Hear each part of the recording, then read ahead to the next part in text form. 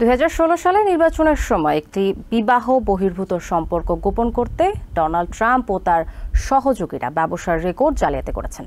সোমবার সাবেক প্রেসিডেন্ট ট্রাম্পের বিরুদ্ধে হাশমানি মামলার প্রথম দিনের শুনানিতে প্রসিকিউটররা এমন অভিযোগ করেছেন।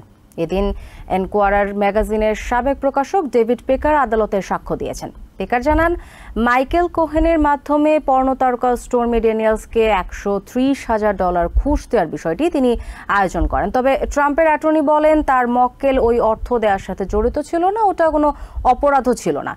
আদালত থেকে বের হয়ে ট্রাম্প অভিযোগ করেন, তার নির্বাচনী প্রচার ব্যাহত করতে প্রেসিডেন্ট বাইডেন ওই ষড়যন্ত্র করছেন। প্রথম দিনের শুনানিতে অংশ নিতে সোমবার সকাল 9:30টার আগেই আদালতে প্রবেশ করেন সাবেক প্রেসিডেন্ট ডোনাল্ড ট্রাম্প। আগে নির্বাচিত 12 জুরর এবং 6 বিকল্প জুরি সদস্যের সবাই এদিন আদালতে উপস্থিত থাকেন। জুরির প্রাথমিক নির্দেশনা শেষে প্রথম দিনের শুনানি শুরু করেন বিচারক হুয়ান মার্শান। আদালতে সাক্ষ্য দেন ন্যাশনাল ইনকোয়ারার ট্যাবলয়েডের সাবেক প্রকাশক ও সিইও ডেভিড পেকার। তিনি বলেন, বড় কোনো সেলিব্রিটিকে নিয়ে প্রতিবেদন করতে হলে তিনি নিজে বিষয়গুলো দেখতেন। 2016 প্রেসিডেন্সিয়াল নির্বাচনের আগে ডোনাল্ড ট্রাম্প ও স্টর্মি ড্যানিয়েলসের সম্পর্কের বিষয়টি তাদের নজরে আসে। এক এজেন্টের মাধ্যমে ড্যানিয়েলস তার সাথে যোগাযোগ করেন। তখন ডেভিড পেকার ট্রাম্পের অ্যাটর্নি মাইকেল কোহেনের সাথে যোগাযোগ করলে স্টর্মি ড্যানিয়েলসকে $130,000 দেয়া হয়।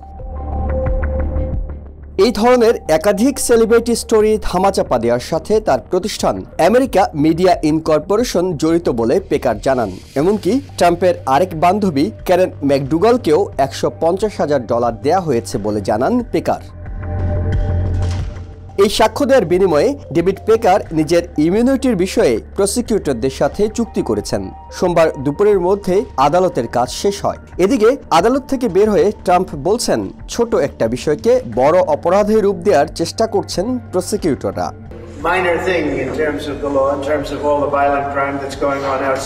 তিনি এদিন সরাসরি প্রেসিডেন্ট বাইডেনের নাম ধরে তার বিরুদ্ধে ষড়যন্ত্রের অভিযোগ আনেন।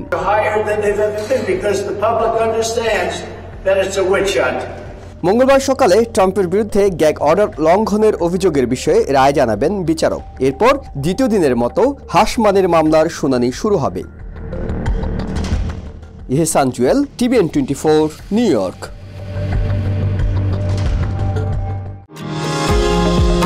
নিউ ইয়র্ক থেকে সম্প্রচারিত TVN 24 টেলিভিশন বিশ্বজুড়ে বাঙালির কণ্ঠস্বর।